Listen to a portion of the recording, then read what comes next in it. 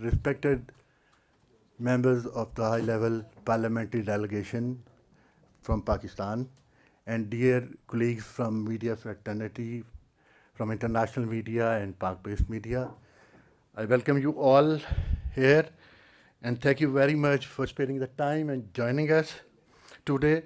As you see, our high-level parliamentary delegation, led by the chairman, Pakistan People's Party, former Foreign Minister, His Excellency Bilawal Bhutto Zardari, and other members of the parliamentary delegations are here.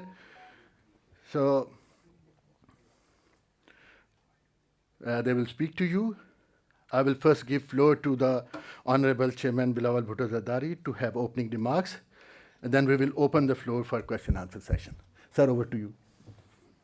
Good morning, everybody. Thank you so much for taking the time to be here today. It's a pleasure for us to be here in Brussels, here at the Press Club. This is our delegation. I'm just quickly going to introduce everybody on this stage. The far left is our ambassador over here in Brussels, is Senator Faisal Subswari from Karachi, the former Minister for Maritime Affairs, the Minister for Climate Change, Senator Musaddiq Maleh, the former Minister for Climate Change and current parliamentary leader for the People's Party in the Senate of Pakistan, Sharif Rahman, the former Minister for Defense, Commerce, Foreign Affairs, Energy, and a whole host of things, Mr. Khurram Dastagir, and finally the former Foreign Minister, first female Foreign Minister, Hina Rabbani Kar, and I'm Bilawal Bhutto.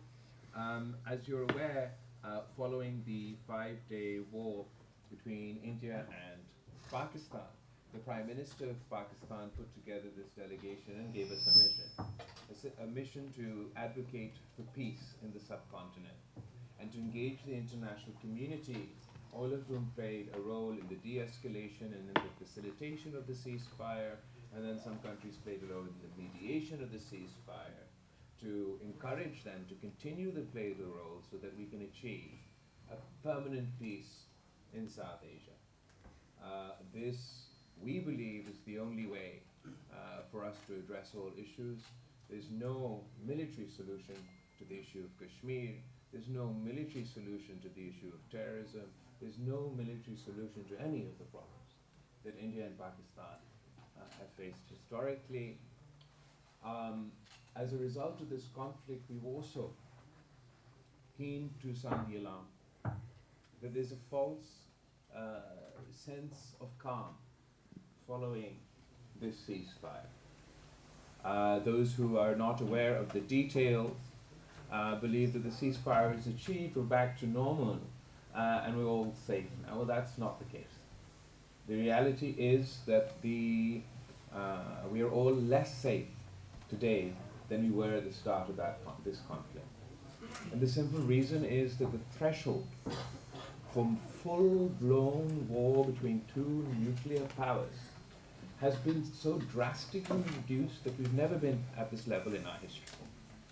As things stand today, if there's a terrorist attack anywhere, in India or India-occupied Kashmir, proof or no proof, that means war with Pakistan.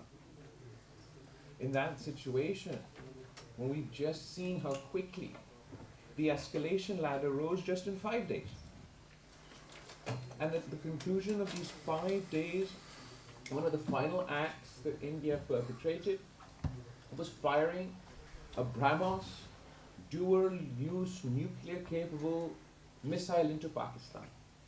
Now, in this particular case, that wasn't nuclear armed, but Pakistan has a very small window for us to decide, looking at an image, that this missile coming towards us that is capable of holding nuclear weapons, is it or is it not loaded? And how do we respond? The terms that both countries have set for the escalation ladder between ourselves is 1+. So whatever attack one side does to the other responds by +1. In a circumstance where the threshold of conflict has been so drastically lowered that any indigenous act of terrorism also would mean war with Pakistan. In a circumstance where the escalation ladder has so significantly increased And just within the space of 5 days, what we're concerned about is that next time round, the escalation ladder won't start from zero, it'll start from where we left off. And there may not be time for the international community to intervene and encourage a ceasefire. Finally, the weaponization of water. Pakistan and India have fought generation after generation over the issue of Kashmir, the unfinished agenda of partition, the pending issue of the UN Security Council. More recently, we fought over the issue of terrorism. Preceding this conflict, the Indian government announced that it was illegally violating the Indus Waters Treaty and threatened to cut off the water supply for 240 million Pakistanis. Just the mere threat to cut off Pakistan's water is a violation of the UN Charter. This is our only source of water for our people to drink, for our agriculture and our agricultural economy to rely on. A threat to our water supply is an existential threat to Pakistan. It is a matter of our survival. It would provoke Pakistan, acting on this threat, would provoke Pakistan. We would consider it an act of war and have no choice. It is the absolute last thing we needed in the Himalayan region, which we refer to as the third pole. It's the largest collection of snow and ice anywhere in the world. This is the region where we should regionally be cooperating, internationally be cooperating to meet the challenge of climate change. Instead, we've set up a fault line and damned future generations of Pakistani and Indians to not only fight over Kashmir, to not only fight over terrorism, but now in perpetuity to fight over water. Laid the foundations for the first water war between two nuclear-armed powers. It is in this context that Pakistan seeks your assistance. We're particularly pleased to be here in the European Union because, of course, the European Union is a consistent advocate, the last line of defense for the rules-based order, for international law, a strong advocate for climate, for access to water, and you've witnessed war on your continent. We set up this international rules-based order to ensure that future generations we save from the scourge of war. Pakistan believes we need a comprehensive dialogue with India, one in which we can talk about the root causes, be it the root cause of Kashmir, be it the root cause of terrorism, and one where we can address the issue of water. India has said no, no, no every step of the way. Following the terrorist attack in Indian-occupied Kashmir, the Prime Minister of Pakistan, Shehbaz Sharif, publicly offered that Pakistan would be willing to be part of an international, impartial investigation into this terrorist attack. The Indians said no.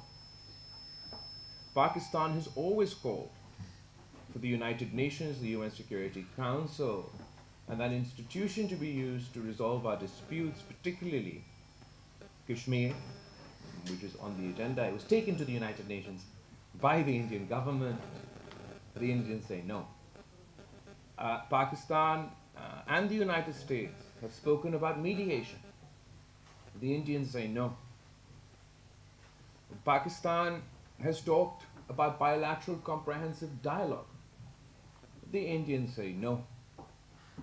If we are to live in a world where we have reduced the threshold for conflict as drastically as we have, where we've increased the pace at which we rise on the escalation ladder in the manner that we have had, and if we are to be the only two nuclear states without any dispute resolution mechanism, the last dispute resolution mechanism we had is the Indus Waters Treaty, and India says no to that too. I put it to you, it is not in the interest of the people of Pakistan, and indeed it is not in the interest of India, and it is not in the interest of the international community for us to maintain this status quo. There is a moral obligation for all international players to play their part, to encourage both sides to engage in a dialogue, advance diplomacy. Diplomacy in the pursuit of peace should not be partisan. It should not be a partisan issue. The weaponization of water should not be a partisan issue. Peace cannot be a partisan issue.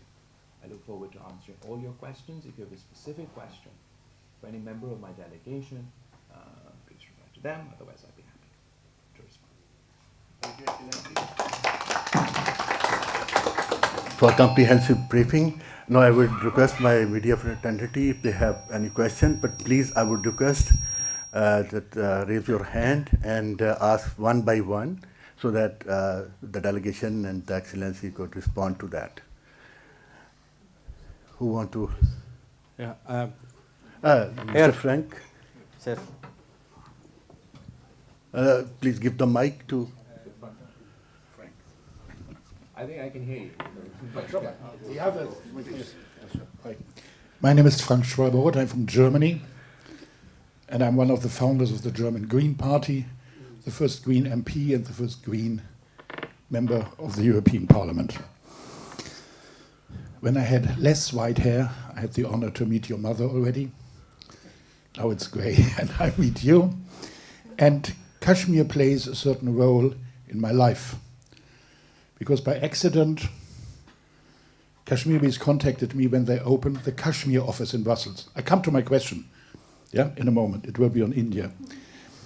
And they said, Frank, you have such an experience and you're so nice. Please help us in Brussels.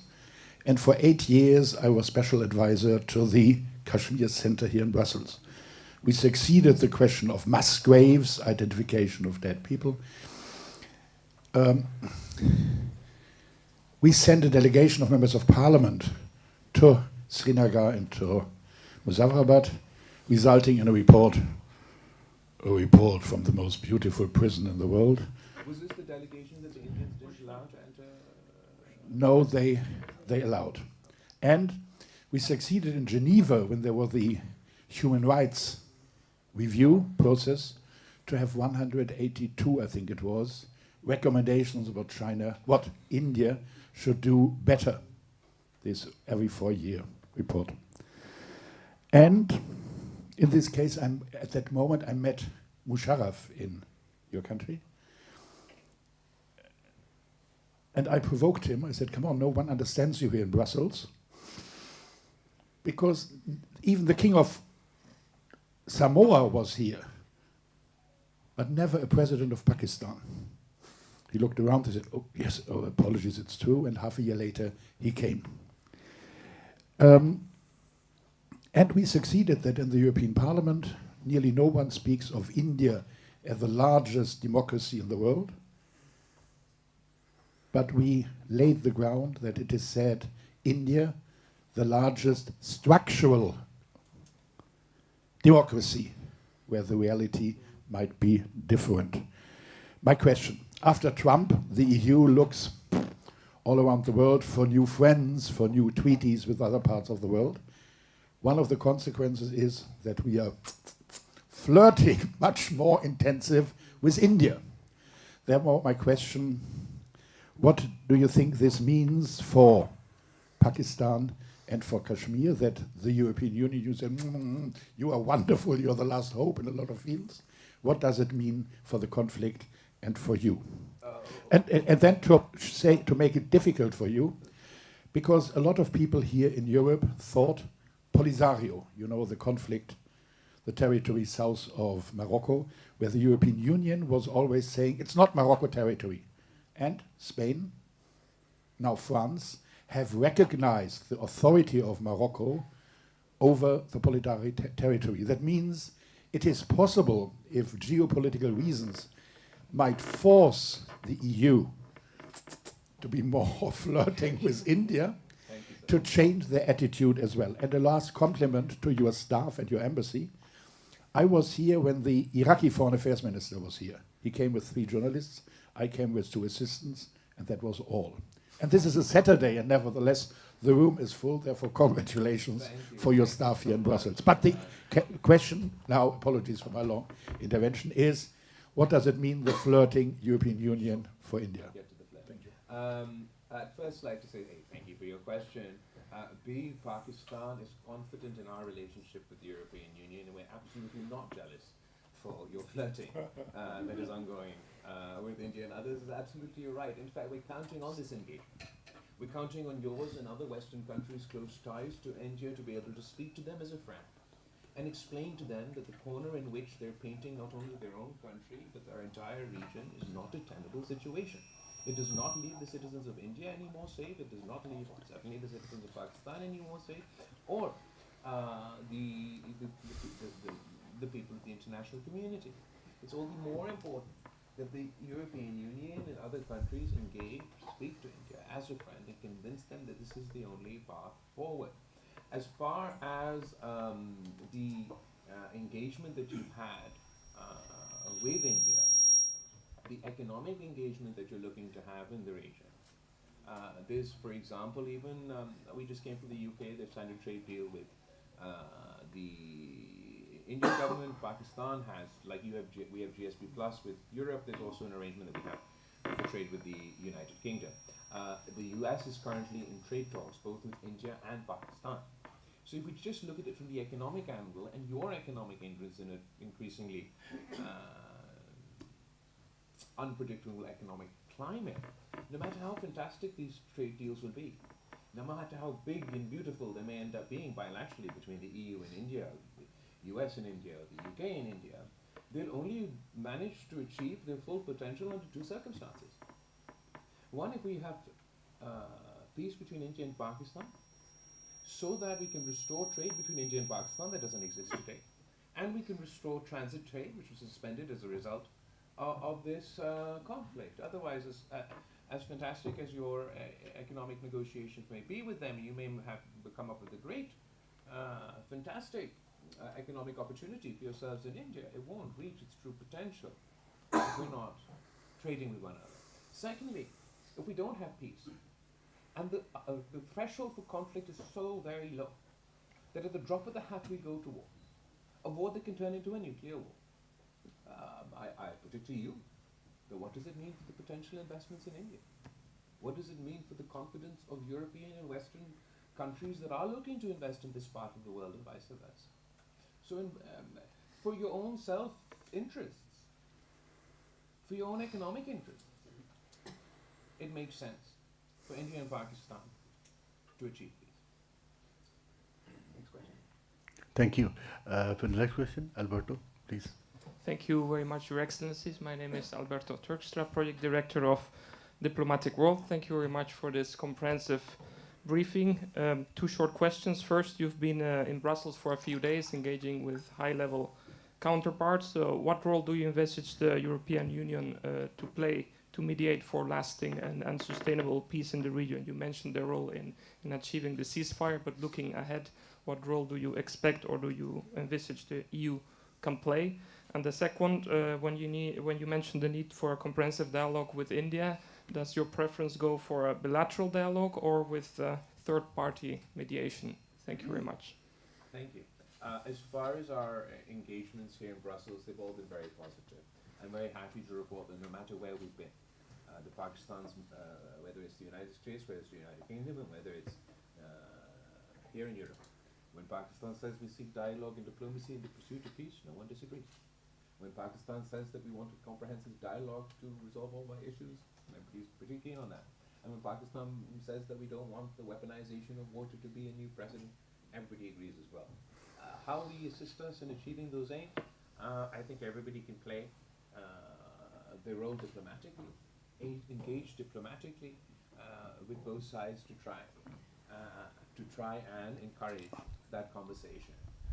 As far as the dialogue between India and Pakistan, mediation was offered during this conflict. It's certainly something that we'd be willing to discuss on who would be able to best mediate, etc. Mediation is necessary.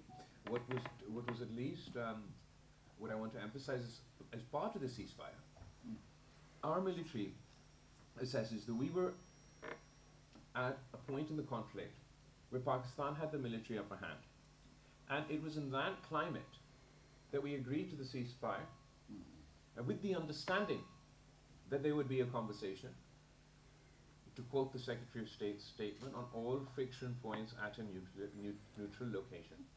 So we believe it's incredibly important for us to achieve that aim.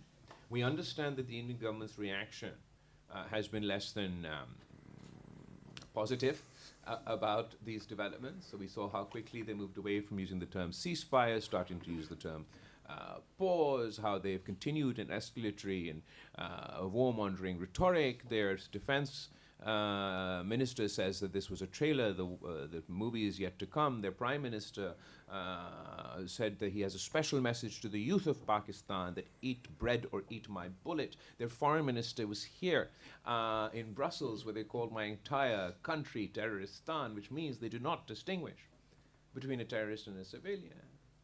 In that climate, and I believe that Europe knows all too well, with the demonization of entire populations, the dehumanizations of entire communities, the escalatory rhetoric has meant in the past, and what is meant for you in the present. In that context, dialogue is important. Mediation, I think, would be the most productive, but bilaterally through a comprehensive dialogue that's not focused on any one, but all issues, we will certainly make more progress than we will by firing missiles and shooting each other's planes. Thank you, sir. Bhatt sahab? After him. Answer, trilateral or bilateral? He never said trilateral or bilateral. In fact, he asked for mediation or bilateral dialogue, and I have answered that. Thank you. Can you let me?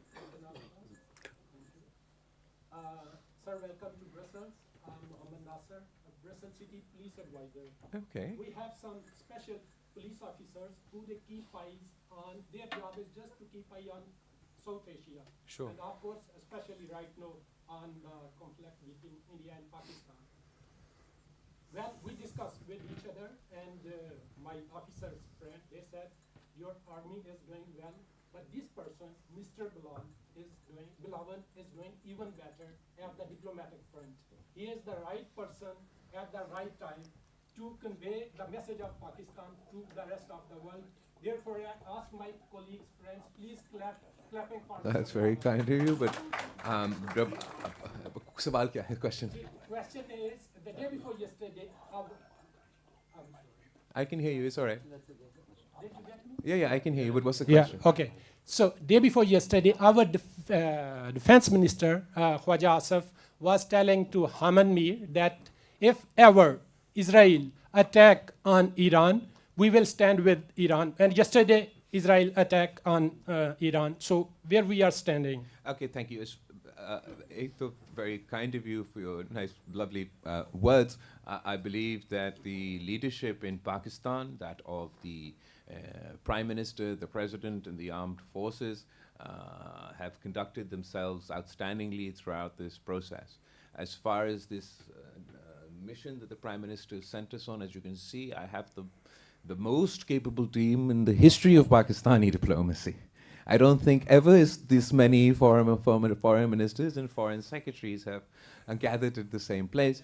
And ultimately, the case that we are advocating for is one of truth, is one of justice, is one of peace. So it has been particularly encouraging, the reception we've had to that message. Your question about Israel strikes on Iran, absolutely. Look, Pakistan's border is with, on the one side with Afghanistan. We suffered Afghan 1 blowback. Now we're suffering Afghan 2 blowback that at the moment is confined for us, but heaven forbid that it affects other countries. The other border where we almost we engaged in a full-blown conflict that could have led to a nuclear war is India. Then the other country is Iran. We certainly don't want war on this border. Pakistan has condemned the strikes that took place over the last couple of days at our neighboring country. And we will continue to advocate for peace on all our borders, be it with Afghanistan, be it with Iran, be it with India. We absolutely cannot afford this conflict to turn into Iraq 2.0 or World War III. And it has become far too easy for this to be having a war every month. What is wrong with this generation? You were supposed to protect us from the scourge of war through dialogue and diplomacy, and it has become the default setting. whenever there's a conflict, whenever there's a dispute, to launch into full-scale war. And it is far easier for older generations to make these decisions, to start these conflicts. But it's my generation that's going to have to pick up the pieces. I absolutely call on the international community to play their role, to immediately impose a ceasefire in this Iranian conflict with the occupying forces in Palestine. We cannot have perpetual war. It serves none of our interests. Finally, you're working in the police over here. I want to speak to you in that context. That Pakistan and Europe, Pakistan and the UK, Pakistan and the United States, we have cooperation on counterterrorism. We have coordination on counterterrorism. We have intelligence sharing to deal with counterterrorism, and we've done this from before also, but particularly 2001 onwards. That relationship, that CT cooperation has become so effective that on both sides we've managed to work together to thwart terrorist attacks. Terrorism knows no borders, it knows no race, it knows no religion.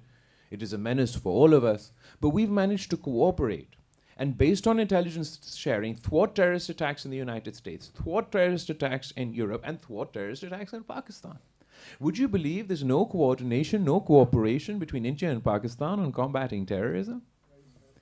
2012 was the last time we had a comprehensive dialogue in which there was some cooperation on CT. 2019, there was a last attack which led to planes in the sky. Between that date and this date, we've had no conversation. I ask you as an expert, someone who deals with terrorism, is this a viable situation? Or will we be able to more effectively combat terror if India and Pakistan sat together and coordinated, conducted intelligence sharing? We would be able to develop, just as the United States generals said before their Houses of Parliament or their Congress 2 days ago, 3 days ago now, that we have a phenomenal partnership with Pakistan on counterterrorism. We can develop that phenomenal partnership with India as well. Thank you, sir.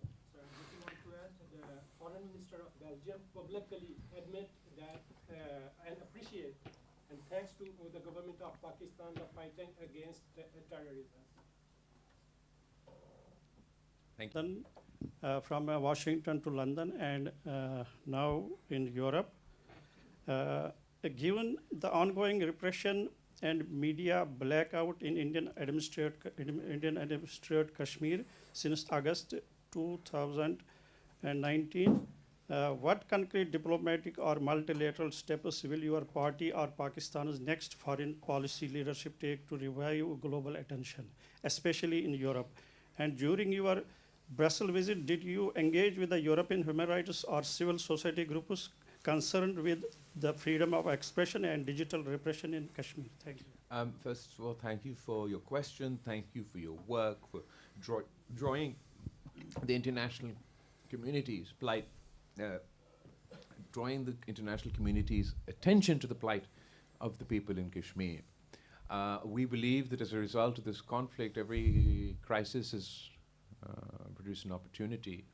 And in this crisis, the opportunity has been that we've been able to highlight the importance of resolving the issue of Kashmir. We've shattered the myth of the Indian government that Kashmir is an internal issue. The Kashmiri cause is internationalized. The President of the United States, just a couple of days ago, continued to advocate for mediation to resolve the Kashmir conflict.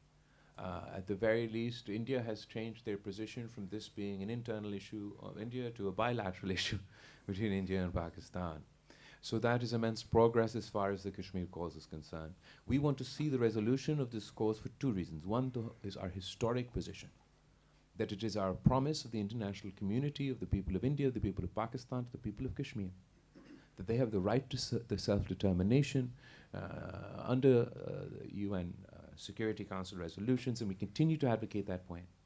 But particularly post-2019, the Indian government's increased suppression and oppression within Indian-occupied Kashmir is creating a situation where the local population is getting alienated, is getting frustrated, is getting repressed, so much so that it creates such an environment that then the local population becomes easy prey for terrorist organizations who will use them, exploit them as cannon fodder for their nefarious designs.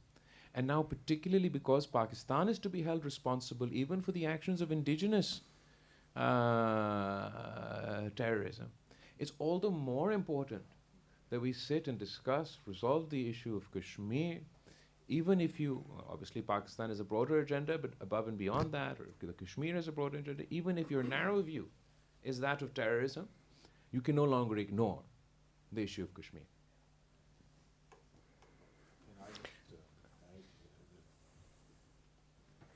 Please open the mic.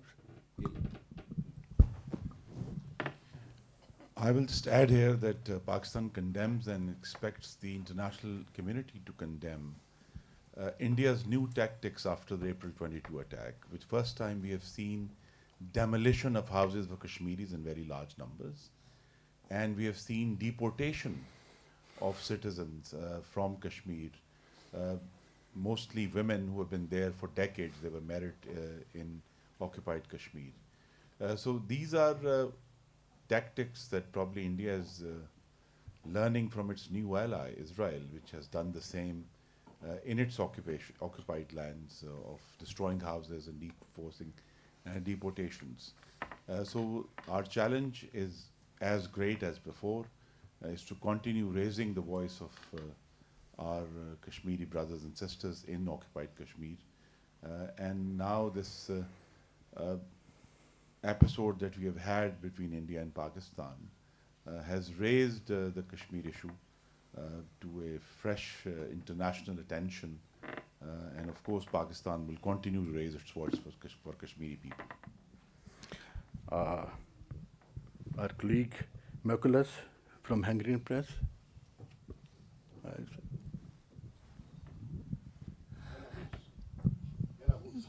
My name is Vladimir Rogovets. I am from Belarus, journalist, Belarusian journalist. My question maybe will be more pacific than question of my colleagues. Sure. I would like to speak about partnership between Pakistan and Belarus. Last April, your prime minister was in Belarus, and he agreed with President Lukashenko one project of 150,000 specialists Pakistani to Belarus. With family, it will be around the 500,000 specialists Pakistani. My question, your opinion about this prospect of this project, and second question, for big country, Pakistan with 250 million population, this project is very little. But for my country, it's very big project, and it will be big challenge. It will be interesting challenge, and maybe it will be danger challenge. I would like your opinion. Thank you. First of all, I'd like to state how encouraged we are by the positive ties between Pakistan and Belarus. We have economic cooperation that extends across many sectors, including agriculture, tech, and a whole host of other things. The issue that you bring up is also quite encouraging. We need to complement each other. Pakistan has different demographics, and Europe has different demographics. 65% of the population in Pakistan is under the age of 35. And the European demographics are a little bit on its head. You require young, skilled individuals to come here and service the needs of your economies. And we have to do this in a regulated, legal manner to fight the menace of illegal migration. So I believe exactly these programs where we coordinate, where we conduct ourselves through the legal framework, we find spaces where each other's economies can complement each other, that has the most potential for growth. What we're seeing is a demographic challenges in many parts of the world. We see it in the West, we even see it in the East. And Pakistan sees itself going forward as being able to export our human capital in order to meet the demand challenges that many countries with demographic challenges are facing. I hope that answers your question. Andre, you want? Who will want? Good morning, sir. Hadi Sayed, Communications Intern at Kashmir Council EU. This visit has strengthened Pakistan's image and helped raise the Kashmir issue.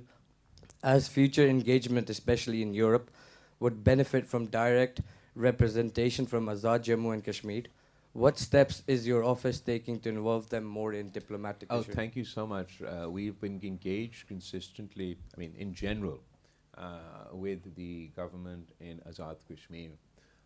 When I was foreign minister, they'd be represented at various forums, including the OIC, etc. As far as this delegation is concerned, obviously we are representing the government of Pakistan. But absolutely, as we go forward, and there'll be parliamentary delegations and other delegations, we will seek the support of the people of Azad Kashmir, the government, maybe not the government, but the parliamentary representatives in Azad Kashmir, to come and speak for themselves about the plight and the difficulties that they are facing. Yeah. Bilkul. Kashmiri descent from Pakistani side, so one member is sitting right here, but from Azad Kashmir, that'll have to be going forward. Mr. Imran from Bol Channel. Imran Beg from Bol Channel.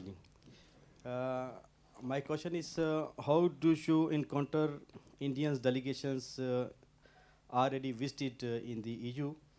My main responses and result. Kya? The Indian delegation has been also traveling the world, just as their war was based on disinformation and misinformation. Their diplomatic initiative has been based on disinformation and misinformation. They went to New York and tried to claim that Pakistan was a terrorist state. The United Nations, within the United Nations, Pakistan was immediately elected to head the committees responsible for looking at terrorism. They went to DC, adamant to convince America that they don't need mediation, they don't need dialogue, and again, Pakistan is an exporter or a perpetrator of terrorism. They were told then publicly recently by the president that Kashmir in India needs mediation. The State Department has mentioned mediation, and the Army of the United States says we're a phenomenal partner in terrorism. They've then come to the United Kingdom and the EU. They've set quite a high standard. If you recall, the foreign minister, the external affairs minister of India, got very, very angry when a certain other country dared to show the humanity of condoling with the civilian loss of lives on the Pakistani side. They used their economic clout to bully some countries to retract their statement condoling or condemning the deaths of the innocent civilians in Pakistan. But when they stand here with the EU commissioner at the foreign minister level, and their foreign minister says that all of Pakistan is terroristan, and then the EU commissioner standing next to them continues to condole the loss of life on both sides, mentions the importance of international law. I believe that the Indian government or the Indian government's delegation and their foreign policy, not because of any particular weakness of their diplomatic corps or their foreign policy, but because of the weakness in their message. They're pushing a lie. They're pushing disinformation. They haven't been honest. They haven't been honest with their own people. They haven't been honest with their allies. They can't be honest about the planes that we shot down. They still to this day will not tell us who were the terrorists that were involved in the attack in Indian occupied Kashmir, Surely one of the largest countries in the world with one of the most ambitious intelligence agencies in the world could at least identify these individuals who, according to them, crossed over from an international border, penetrated one of the most militarized borders in the world, and got so deep into their territory and conducted this massacre. They haven't been able to name them because that too, for whatever reason. And they've been unable to name a single terrorist that they supposedly targeted in these targeted operations within Pakistan. We can point to the civilian infrastructure, the schools, the dams that they attacked. We can show you the graves of the innocent civilians that they killed. But they cannot name one terrorist, either one that conducted the attack on their side or one that they targeted within Pakistan. If your campaign is going to be based on disinformation, if you're not going to be transparent, if you're not going to face credibility, then you will get the response that the US delegation has been, that the Indian delegation has been receiving internationally. If anyone has any Yes, sir. climate-related questions, I have two very able climate experts on my left and right that I'm sure would be. Sir, if you permit, our correspondent from ARY, Nadeem Bhatt, wants to ask a question.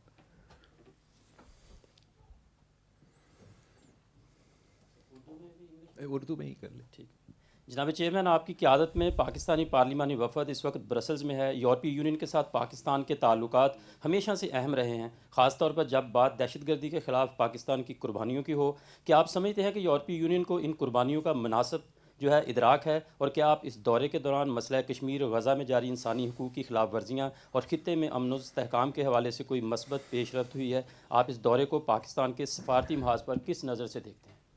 Thank you very much.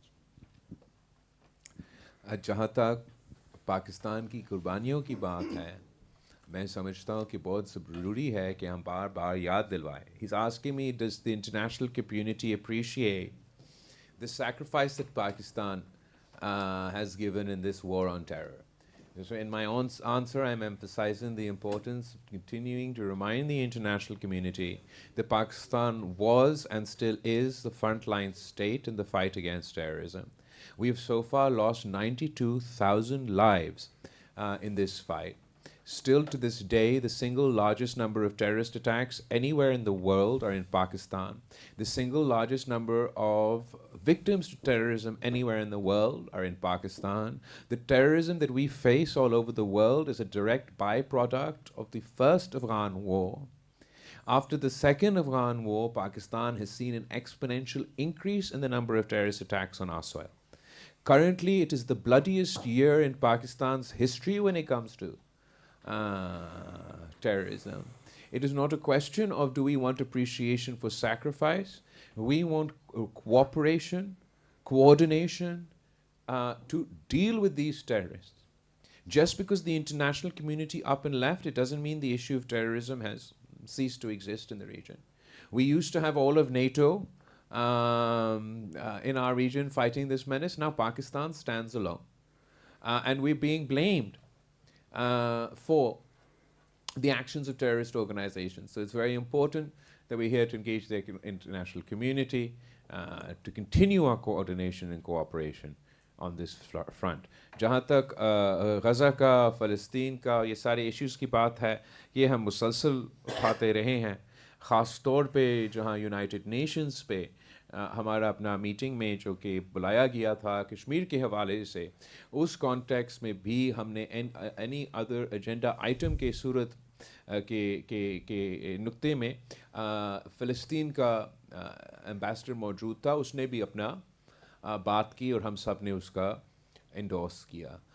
और हाल ही में जो Iran और Israel के दरमियान जो जंग छेड़ा गया है, उस पे भी पूरा डेलीगेशन ने कल भी मज़ाहमत किया है, आज भी हम मज़ाहमत कर रहे हैं. Hafiz Unib. Sorry, with the permission of the chair. The delegation also enlightened the UN members and the US congressmen, senators, even in UK and here, that India has been acting like a rogue state. What they are doing in Kashmir, what they are doing to the Muslims, what they tried to do with the Muslims of Pakistan, and apart from that, my Sikh fellows sitting here. India has been on a transnational killing spree. They targeted one Sikh leader in Canada, attempted on another one in USA, and tried in Australia, as well as they have targeted many Pakistanis on Pakistani soil. So they have been acting like a rogue state, and the world must notice that, and I believe that world has noticed that. We will have a last question from Hafiz Unib. Unib Rashid, contributing for Jang and Geo from here. My question is, I'm in 60s, a born Pakistani, but in this context, I want to know from a young leader from Pakistan, India doesn't accept any mediation, and its approach to resolving issues is unilateral. Do you see a solution to the Kashmir issue in such a situation? I believe that the people of India want peace. I believe that the decisions of the Indian government have left the Indian population less secure, not more secure. In that context, absolutely, India is sustaining and maintaining the policy of unilateralism, but I don't believe that policy can last. Ultimately, they will have to come talk to Pakistan. They can't wish us away. We will forever be their neighbor. We have joint challenges. The issue of climate change for the rest of the world is a different matter. For the people of the subcontinent, for India and Pakistan, this is the challenge of our generation. We will be unable to fight this menace alone. As you may be aware, the Pakistan has already been declared the most climate-stressed country by Greenwatch this year. We were anyway amongst the 10 most climate-stressed countries, 10 most water-stressed countries. We're going to deal, just like the entire international community is rightly concerned about the melting of snow and ice in the poles. India and Pakistan need to be just as animated about the potential, the imminent melting of the largest collections of snow and ice and anywhere else outside of the South and North Pole is in the Himalayan region. We have to deal with what are we going to do? How are we going to save future generations for the consequences of this crisis? There's so many other issues. If we're going to continue to be unilateral about it, you can't unilaterally tackle climate change. You can't unilaterally threaten the water supply of an entire population and expect that to be a position you can sustain. India will have to come and talk. It's better that they come and talk sooner, rather than allowing these issues to fester, to create more problems for the both of us, and then for us to come and talk when it's too little, too late. Let the climate minister. Look, I think to its own peril what India has done is taken the right of all lower riparian countries of the world to have access to water. It's not just about Pakistan and India anymore. India has set a new rule that people who are living in the lower riparian, they don't have right to water. We are not the only country which is lower riparian. First of all, India herself is a lower riparian country to another country. What if they choke them of their water? What about the rest of the world? What about the African countries? What about the Latin American countries? What about the European countries? Does now every upper riparian country has a right to choke the lower riparian countries of their food security, of their drinking water? So India herself has internationalized this issue. So now this issue is no more Indian and Pakistani. Now is the issue of 70% of the countries of the world which are lower riparian. And they will all have to rise, because if this precedent is set once for all, it doesn't just apply to Pakistan. Pakistan and India have a treaty. Most of the lower riparian countries have no treaties. So in the absence of that treaty, with this new rule that India, unilateral rule that India is setting, what is going to happen to the rest of the world? Not just us. So the entire world shall rise now. India herself, through its arrogance, through its hubris, has internationalized this issue. Thank you, everybody. Thank you so much. Thank you, It's been a Excellency. pleasure engaging with all of you. Thank you, Excellency. With your permission, we are going to conclude it. And thank you, everyone, our media people from international media community, for sparing time and coming here. Thank you very much.